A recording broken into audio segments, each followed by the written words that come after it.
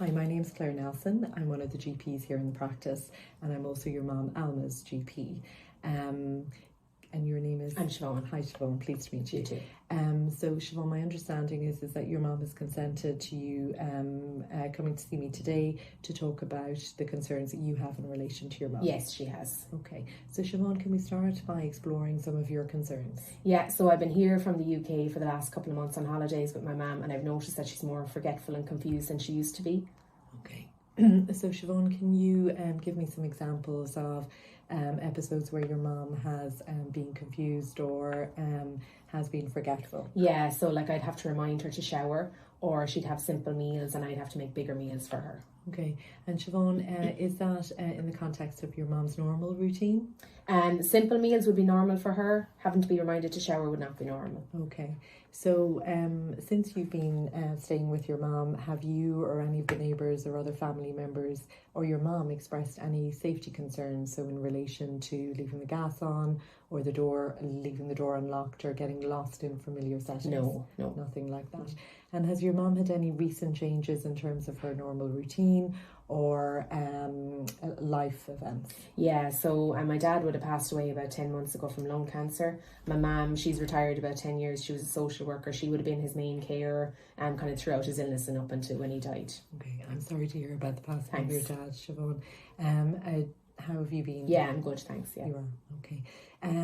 So looking back kind of, in terms of your dad's illness and then after your dad passed, how has your mum been? Yeah, she coped very well at the time. She's a very independent person, but I suppose this is all quite new over the last couple of months. Okay.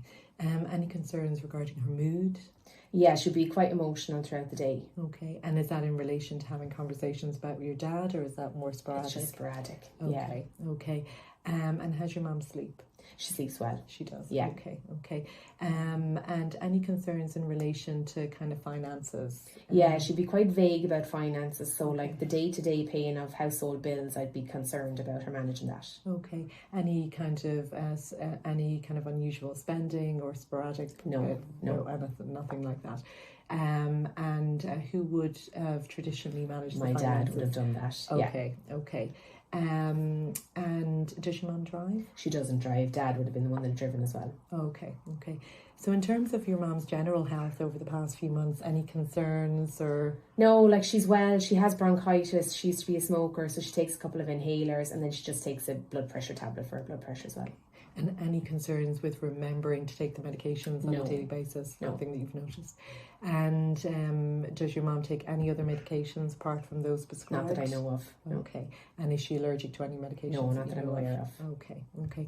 So you mentioned that you are currently living in the UK. Is there any other family members or friends that your mum has that live more locally? Well, my sister lives abroad as well, so the two of us keep in contact over phone or FaceTime with Mum. She's very supportive neighbours nearby. She does have a sister, but she lives 30 miles away. And my mum would have been involved in local community groups kind of prior to my dad becoming unwell. But obviously he would have driven her there, and then she left at the time and never really got back into it. Okay. And has she expressed a wish to kind of get back connected with the we haven't groups? discussed it yet. Okay. And in terms of your mum's mobility, so her walking, how She's is she? fine. She's good. Yeah. Okay. Does she use any sticks or aids? No, or she doesn't. anything like No. that? And has she experienced any falls or near misses or trips? No, or nothing. Nothing like that. Okay.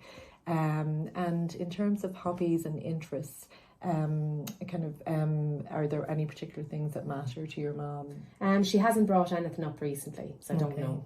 Okay. So Siobhan, from our conversation today, the concerns that you've highlighted appear to centre around kind of memory and mood. Yeah. You've highlighted concerns specifically in relation to the managing of the day-to-day finances, as well as kind of self-care, so hygiene and meal preparation. Yeah. Are there any other concerns that you have in relation to your mum?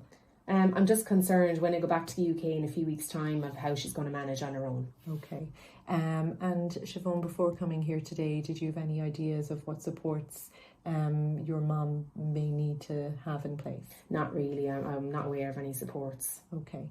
So I guess the first thing Siobhan to do is that we will arrange an appointment to see your mom and to do further assessments and to have a conversation specifically focused on the concerns that you've highlighted in terms of memory and mood, and then, you know, just ensuring that your mom is safe within the home environment, so looking at supporting services as well. Great. However, all of these will need to be aligned to your mom's wishes and preferences in terms of what happens next. Yeah. We will arrange an appointment either to see your mom here at the surgery or at her home. Great. And we'll do that before you go back to the UK. How does that sound? That's brilliant. Yeah. Okay, great. Thanks, Siobhan. So Siobhan has attended the surgery today to talk about her mom, Alma. Alma is a 74-year-old lady who currently lives alone. Her husband died 10 months ago following a lung cancer diagnosis. Alma was the principal caregiver. She is a retired social worker herself. She retired approximately 10 years ago. Alma has a good kind of family support and with neighbours and friends. However, her social interactiveness with other kind of interests has been on the decline since she's been the main carer for her husband. Alma has a background history of hypertension and COPD. She appears to be managing her medications well. The daughter's main concerns today highlighted the potential cognitive impairment and or a depressive disorder likely linked to the prolonged grieving process. Both cognition and mood will need to be further assessed. There were no safety concerns highlighted during today's consultation. However, further assessments will need to be carried out in relation to that as well. Delirium does not appear to be a presenting concern at the present, but again, this will be further assessed when we see Alma for a face-to-face consult.